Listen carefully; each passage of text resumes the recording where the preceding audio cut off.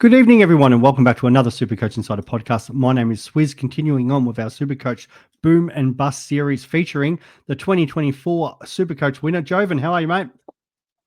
I'm well, thanks, Swizz. Yeah, keen to have a chat about, some interesting players in terms of how their 2025 seasons are going to line up. And, one guy I think maybe getting slightly overrated and one guy I think that, can really put in a big season. Yeah, I love it. Before we jump into that, as always, check us out on all our social media platforms, in particular YouTube, Spotify. Get in touch with us via X Supercoach Insider 100 or Swizz26 for me directly.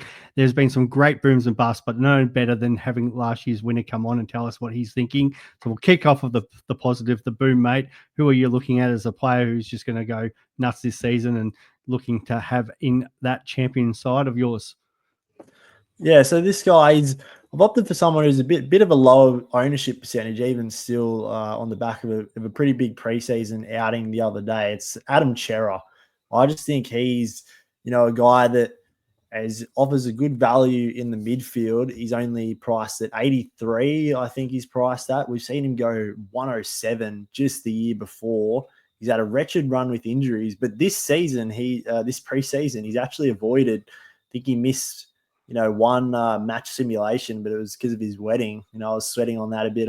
He's got injured again, but they've signed him up on a long-term deal in the off season. So they must have, they know something we don't. Maybe his body's finally turned the corner. And, with Sam Walsh and Jagger Smith out for the whole season, but, Walsh will come back in at some point. He's a guy that doesn't even really need huge CBA numbers. He's so classy, finds it wherever he, sort of seems to get put by the coach. And, I just think there's a lot of upside for him where he's priced at. And, if things go right and he is, getting a good share of CBAs, he could match it, nearly with the top 10 to 12 mids. And at his price point, it's a lot of value there on offer for Cerra. What do you think?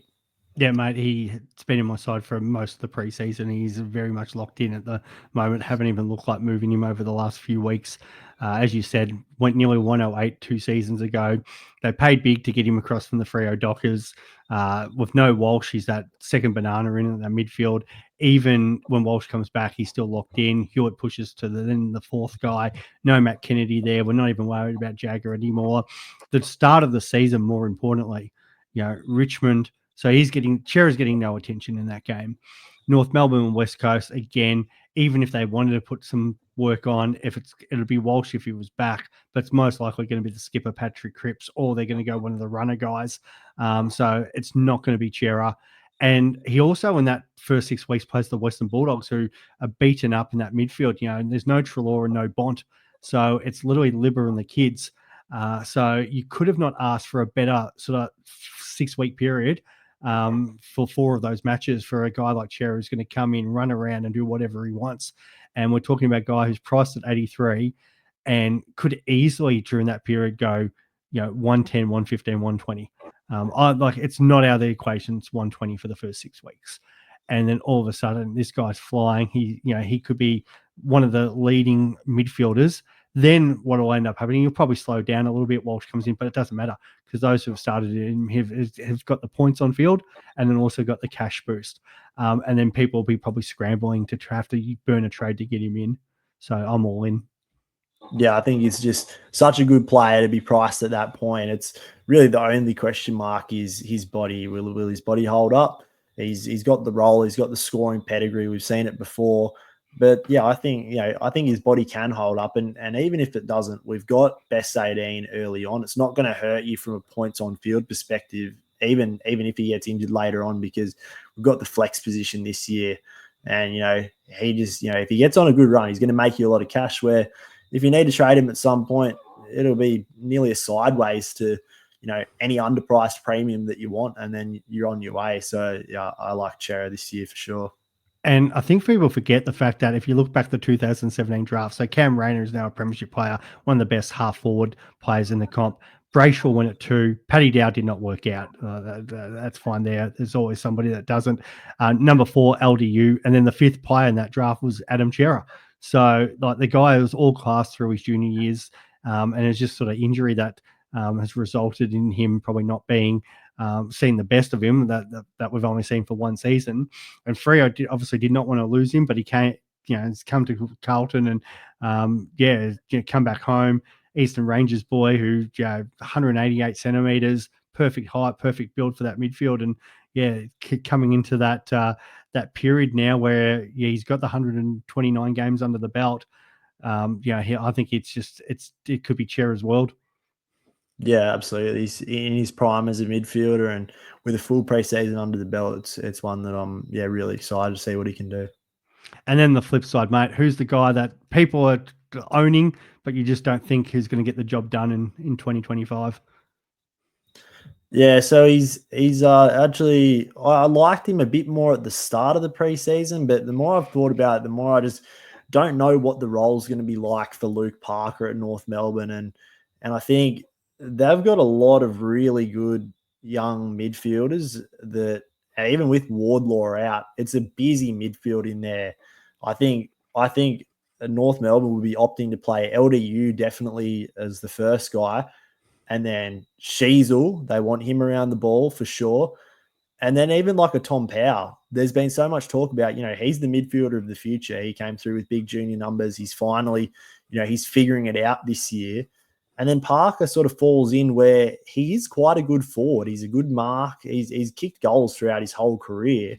Does he just settle as that, sort of fourth, fifth CBAs guy and, land around the 60 to, even 50% mark? I just don't know if that's enough for him to, what if that just lands him at like an 85 average, and then, he's going from 64, only getting to like an 85. It's still upside, but it's a long way off what the top six forwards are probably going to be. We've got a lot of value in the forward line. I'm just, I've soured on picking him for sure. And I think, he's still got value, but just not as much as we once would have thought.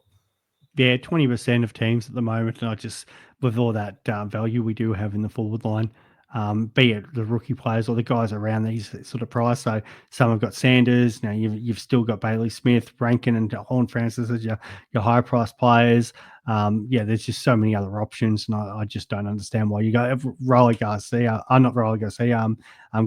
Garcia from St Kilda. Sorry, is just another one that who's actually a cheaper price too. So there's so many options where like you could just if you had Luke Parker and you say you didn't have a Hugo Garcia, so you could just save some money and go down there.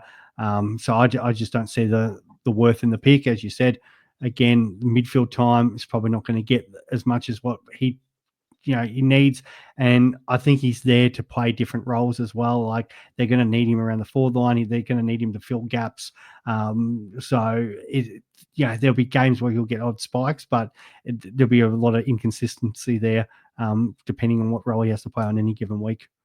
Yeah, he could have a great footy season this year, Luke Parker, and be super helpful for the Roos. And that might not necessarily translate to being a great Supercoach season. They don't need him to be what he once was, an accumulator and, being the best midfielder at the club. If Luke Parker is their best midfielder this year, something's gone seriously wrong. So, they would need him in there for a bit of leadership and, to help out the younger guys, not necessarily to play his best Supercoach footy, I guess. So, just probably don't need him.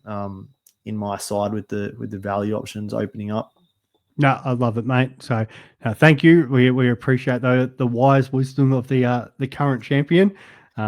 Stay away from Luke Parker, guys. It's not the pick that we should be looking at, mate. Thank you, guys. Continue to check out our Booms and Bust preseason content, and we will be back with another one soon. Thanks.